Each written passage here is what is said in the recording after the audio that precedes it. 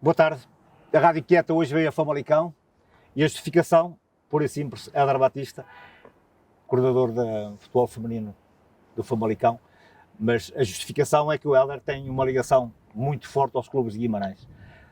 Hélder, conta-nos como é que foi o início de treinador. Eu sei que começas nas camadas jovens do Vizela e depois, mas vais ser tu que vais dizer, tens um trajeto pelas equipas de Guimarães, quase todas elas, não é? Verdade. Boa tarde a todos e obrigado pelo convite, a ti e à Rádio Inquieta. O Hélder Batista está com 23 épocas de futebol e que surgiu numa conversa de amigos que souberam que eu tinha um gosto por futebol em Santa Eulália de Vizela. Na altura ainda Santa Eulália de Barrosas, Lousada, mas hoje Santa Eulália de Vizela. E comecei nos júniores, no sub-19 do Santa Eulália. Não, nós somos adversários mais tarde. Tu estás no Sandinense, se a memória não me atrai, sou eu no Vizela. E complicaste bastante numa meia-final na Póvoa de Lanhoso, mas conseguimos sempre ter, acima de tudo, aquilo que nos traz até hoje, ou seja, manter esta amizade, esta consideração e que te agradeço acima de tudo, porque eu chego ao futebol desta forma que contei, ou seja, um bocadinho casual e uma conversa de amigos em que ao sábado precisávamos de alguém para treinar os pequeninos e não sei o quê, então eu fui e no final do primeiro mês falaram comigo se eu podia pegar no sub-19, porque entretanto o colega que estava a treinar no Santa Eulália, o sub-19, tinha um desafio profissional para. Bom, faz-se essa primeira época e depois seguem 7 épocas nos escalões de juvenis, iniciados juvenis e júniores do Vizela, até chegarmos efetivamente a um périplo pelas vilas de Guimarães, ou seja, inicialmente no Ronf, simultaneamente com a Associação de Futebol de Braga na Taça Sub-20, a Regions Cup, que em Portugal penso que ainda se continua a denominar Taça Eusébio, depois o Turcatense, depois uma passagem muito rápida no Pavidem, mas com gente fantástica, e o início, penso eu, a alavancagem do início daquilo que hoje é o Pavidem e daquilo que tem feito em termos de resultado e que tem demonstrado ao país desportivo. Depois Taipas e depois Cerzelo, que é onde termino por um desafio profissional que tive e que me obrigou a estar no futebol de uma forma mais recatada. Aproveitei para alguma formação a nível profissional no futebol, de conhecimento das ligas profissionais, inicialmente no scouting do Olhanense, depois como adjunto também incluído na equipa técnica do Olhanense. E porquê? Porque eu tinha uma deslocação profissional semanal pelo país todo e que, portanto, proporcionava-me isso, ao mesmo tempo de que acontecia naquela altura aquilo que continua a acontecer hoje, ou seja, 70% da força do futebol das ligas profissionais está a norte, e portanto eu fazia o estudo, fazia a análise das equipas que depois preparava, juntamente com o Bachi, o treinador do Olhanense, para a disputa da segunda liga naquela altura. E por um amigo, depois a seguir segue-se que vem aqui o Famalicão, a primeira ligação ao Famalicão, precisamente no projeto da entidade formadora, o início dos projetos das entidades formadoras, com esta academia, em que eu venho como diretor técnico para dar o apoio e todo o suporte à constituição do primeiro projeto e da primeira certificação da academia, e ficou esta ligação com o Famalicão, e depois segue-se uma segunda fase muito mais forte, em que abdico daquele que sempre foi o meu trajeto profissional na área dos seguros para ser totalmente profissional na equipa técnica com o Pedro Ribeiro. Helder, vamos lá atrás. Olhando para aquilo que tem sido o trajeto de grandes clubes onde tu passaste, o Ronf, o Turcatense, o Cerzelo, encontras alguma explicação para que estas equipas estejam nesta altura na mão de baixo? Olha, rapidamente te dou um exemplo daquilo que me leva a dizer que o projeto de Pavidem hoje tem, porque também encontrou as pessoas certas no momento certo, que também é importante, e já também digo que, na minha opinião, esses 3 clubes que referiste tinham as pessoas certas naquela altura e hoje não estão, e se calhar por isso acontece aquilo que está a acontecer aos 3, mas na minha passagem pelo Pevidem houve ali um desafio louco de me convidarem para que eu ainda conseguisse, numa época que estava projetada para a subida à Pro, na altura ainda a honra, da primeira para a honra, as coisas estavam em declínio. Estavam a perder pontos, estavam a perder distâncias para quem vinha atrás e não sei o quê, e eu vou lá com uma missão de manter a aspiração à subida e 7 jornadas para.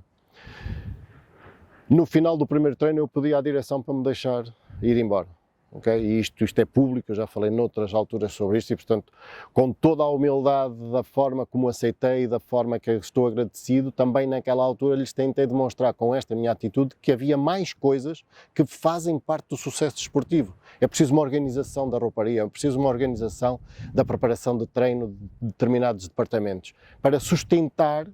que toda a gente vá dando o seu cunho, toda a gente vá apoiando e os projetos possam estar suportados. E na altura as pessoas até nem reagiram muito bem àquela minha reação, porque era especificamente com algo que tinha acontecido e que estava a acontecer. Mas a verdade é que se profissionalizaram, ou caminharam para a profissionalização, caminharam para. Eu penso que aquilo que acaba por acontecer no Turcatense, no Cerzelo e no Ronf é um desinvestimento numa primeira fase, mas um desinvestimento que eu, ao nível, até hoje, à 4ª Divisão Nacional, ao Campeonato de Portugal, tem muito mais impacto e ênfase com a organização, com aquilo que é as horas que dedicas, porque os diretores, no fundo, estão lá a dar o seu tempo e a sua competência sem ganharem nada, mas dedicar e toda a gente ter um veio condutor, toda a gente não estar à espera de que não se faz hoje, amanhã alguém paga e há de se fazer. Se houver organização, se houver mais rigor, eu penso que não teríamos assistido àquilo que estamos a assistir com esses 3 clubes que referiste e eventualmente também com o Taipas, que foi outra grande casa, referência distrital da associação que temos, onde foi extremamente, em termos de títulos, onde as coisas aconteceram, Mas fazes maior reconhecimento. Com esses clubes e depois começas a subir na hierarquia das divisões. E chegas ao futebol profissional. E quando chegas ao futebol profissional, o que é que tu encontraste e como é que te sentiste com uma diferença que é claramente diferente? Sem dúvida, em termos daquilo que eu partilhava, incomparável. Tens organização, tens profissionalismo. Passado 4 épocas, depois de uma primeira época bastante difícil no Gil Vicente, onde estávamos a iniciar, onde havia todo aquele constrangimento do Gil Vicente, fica, não fica, precisa de pontuar para se manter, não precisa, e acabou por descer de divisão. Segue-se o Belenenses com determinada autonomia em termos de estruturação do departamento de formação, hoje BSAD, e já na altura BSAD, desculpem. Passado um mês de estarmos a trabalhar na estruturação do departamento de formação e sermos equipa técnica liderada pelo Pedro Ribeiro nos sub-23, temos a oportunidade e começa-se a discutir a oportunidade que depois se veio a concretizar ao segundo mês que estávamos lá, de assumirmos a primeira liga e a primeira equipa. Eu fico com um sentimento no final destas 2 realidades de decepção. Decepção por tudo aquilo que gira à volta do futebol profissional e todos os interesses, tudo aquilo que nós temos que ter atenção como equipa técnica e que a determinada altura não consegues dominar. Ficas vazio. O meu sentimento era de vazio pela inoperância que consegues liderar todas as faculdades e todos os departamentos e todas as oportunidades e todas as raízes que há necessidade de teres mais controle. Eu não sei se a solução é sistemas presidencialistas, como temos em alguns clubes há muitas décadas em Portugal, não sei se é de encerrar inclusive aos treinos a comunicação social e fecharmos o universo das equipas com horários como se fosse outra profissão de 8 horas de permanência nas academias ou nos espaços indicados para. a verdade é que ficou essa decepção, ou seja, não tem a ver com resultados, tem a ver com o mundo e com a autonomia e o trabalho que deves, no meu ponto de vista, realizar de forma a ser responsabilizado por ele, mas darem-te tempo, darem-te condições que não faltaram, embora a sui generis, as condições da BSA de treinar nos campos do Jamor, do estádio ser o estádio nacional e portanto não é um estádio próprio, mas que não era o vital é todos os outros interesses, é toda a outra dinâmica por trás de um plantel de futebol profissional. Depois, um projeto que foi muito aliciante, construído de raiz, que felizmente dei o pontapé de saída e hoje está a ter um sucesso desportivo e espero que o Ricardo Silva, a quem manda um abraço, também um vimaranense, possa efetivamente concretizar mais um objetivo dentro de tudo aquilo que tem feito na carreira dele, que é no LANC Vilaverdense, onde demos início a um trabalho de reestruturação total do clube, com departamentos de formação, departamentos de performance, departamentos de scouting, onde havia uma ligação vertical. A determinada altura as coisas têm outra visão da parte da direção e das pessoas que mandavam, ok, mas ficou uma base que lhes permitiu uma subida de campeonato de Portugal e agora uma discussão de subida à segunda liga e portanto espero que se venha a concretizar. Há uma curiosidade minha e provavelmente quem nos vai ver depois também gostará do teu testemunho. Como é que se passa rapidamente de treinar jogadores que chegam ao fim do dia exaustos de um trabalho de treinar para os profissionais que treinam todos os dias com uma visão diferente do que é o futebol? Tu lidaste com essas duas realidades. Qual é a diferença? Explica-nos nós como é que tu lidaste também com este tipo de diferença. Primeiro, eu desejava isso para a minha vida e, portanto, como disse atrás, não foi de um dia para o outro. Ou seja, eu deixei de treinar o Cerzedelo como treinador principal e depois estive no Olhanense 2 épocas e depois aqui em Famalicão ou seja, quis perceber toda a dinâmica, a organização e eu próprio também interiorizar se efetivamente tinha capacidade e competências para. Além de paralelamente estar a realizar os cursos de treinador e ter feito em 2013 o UEFA Pro, o 4º nível. A diferença tem só a ver com aquilo que os jogadores querem, mas encontras muitos jogadores no futebol profissional que sobretudo não sabem o que querem. Okay? Ou seja, têm o treino de manhã e depois não têm um comportamento e uma atitude que às vezes encontras em quem no final de 8 ou 10 horas de trabalho chega à noite, treina com afinco e sabe o que quer e luta por aquilo que efetivamente é uns ideais dele e da própria organização. Okay? Há uma maior afinidade, há uma maior ligação, uma maior proximidade que depois às vezes ajuda dentro de campo a fazer um carrinho, a dar um tackle que decide uma partida, tal como sermos eficazes no momento da concretização. Portanto, acima de tudo é uma questão mental da parte dos jogadores. Eles estão efetivamente 100% focados em serem profissionais, em quererem sê-lo, nem sempre depois têm o comportamento e a atitude para, mas isso faz parte da condição humana e de nós próprios. Em determinado momento da nossa vida não estarmos sempre com o foco correto e uma época desportiva no mínimo tem 10 meses e portanto entre lesões, entre problemas familiares, entre problemas de gestão de grupo, tudo é digamos que um avolumar de situações que têm de ser geridas com maior ou menor dedicação, com maior ou menor importância e por vezes tens até que fechar os olhos a determinadas situações. Isso vais aprendendo, vais crescendo, ninguém nasce logo, quer o jogador e tantos se têm perdido que nós sabemos,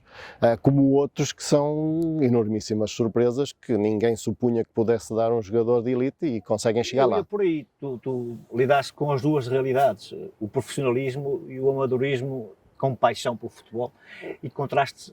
ao longo das equipas onde treinaste, dos amadores,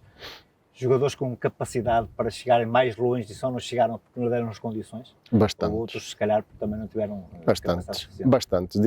Diria-te mais que até na formação, Aí recordo-te um exemplo da formação do Vizela, onde a determinada altura sou confrontado com uma decisão não de treinador, mas sim de pai, porque tínhamos 2 jogadores que eu tomei uma decisão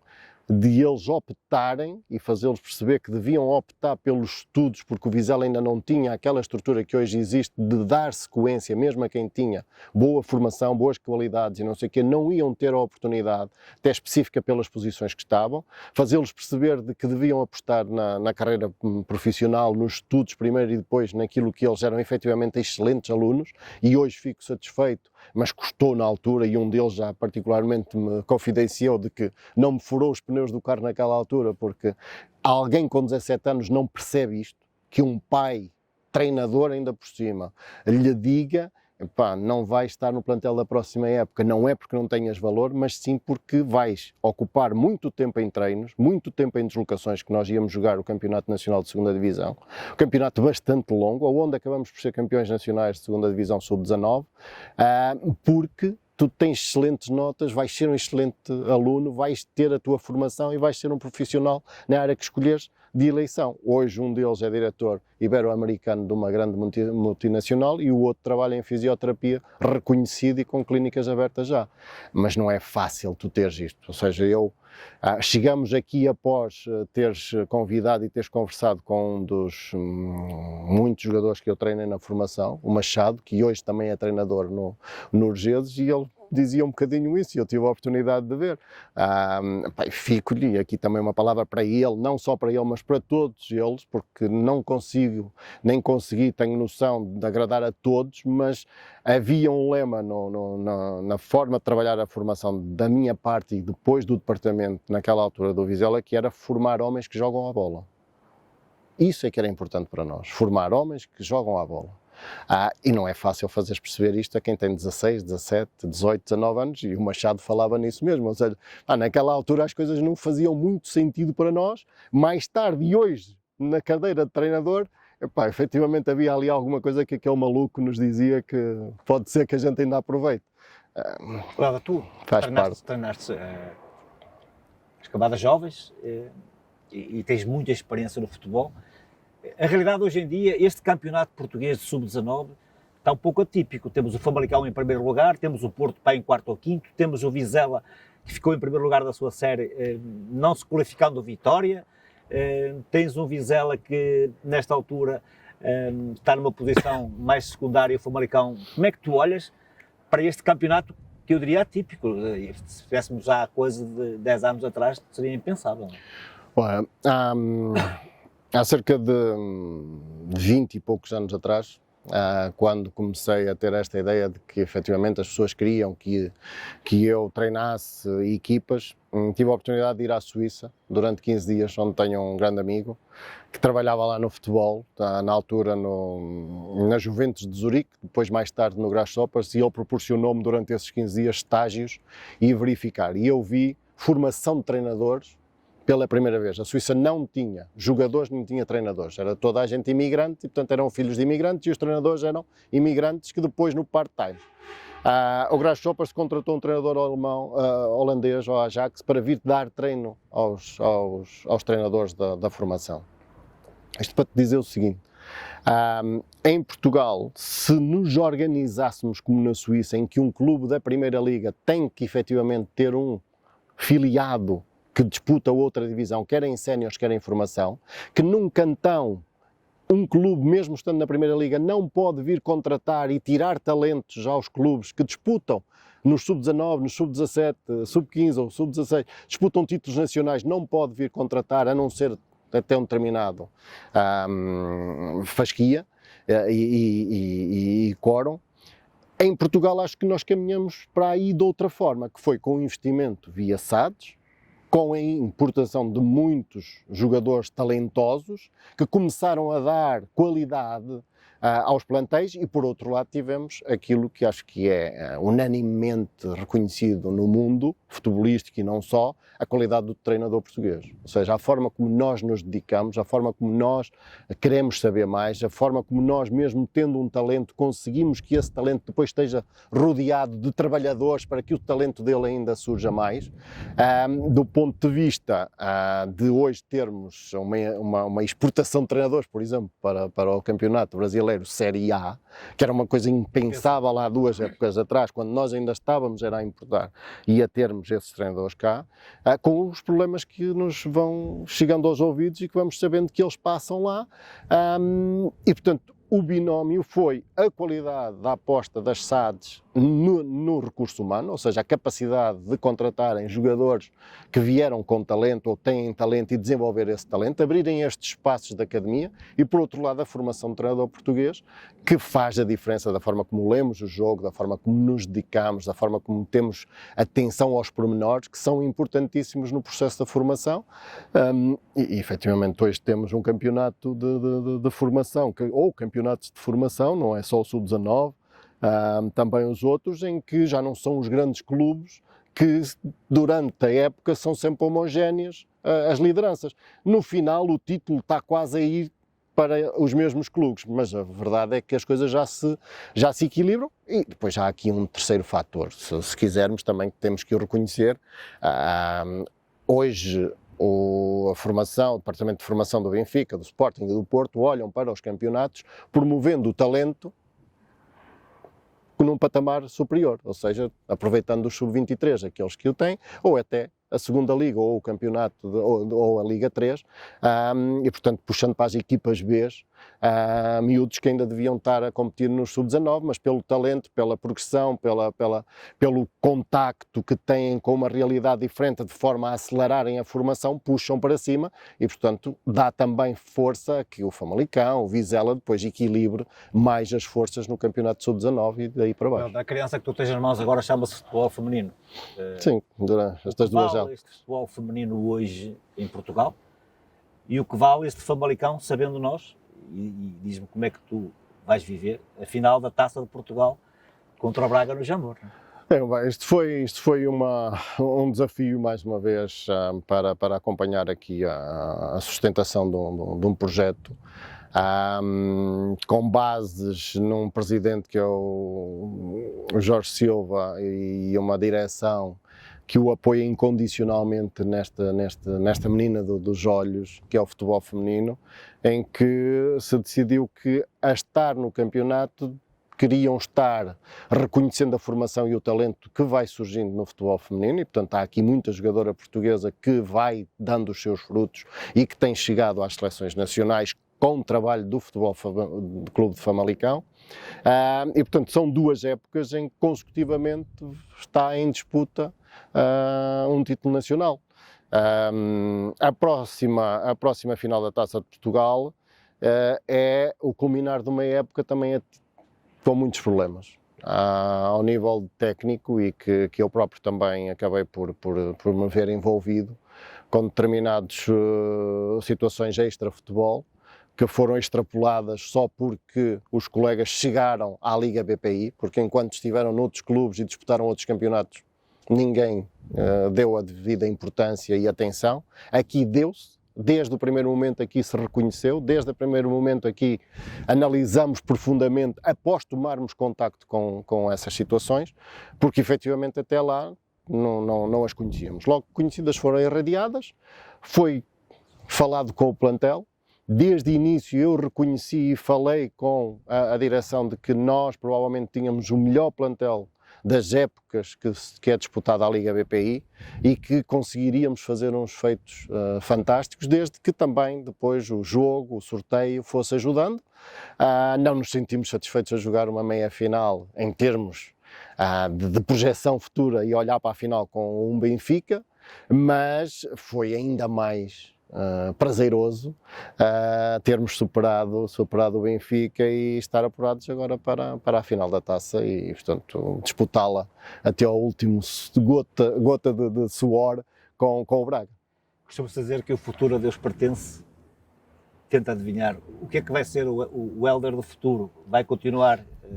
a ser este papel de coordenador, de organizador, ou vamos ter o Hélder novamente como treinador de campo?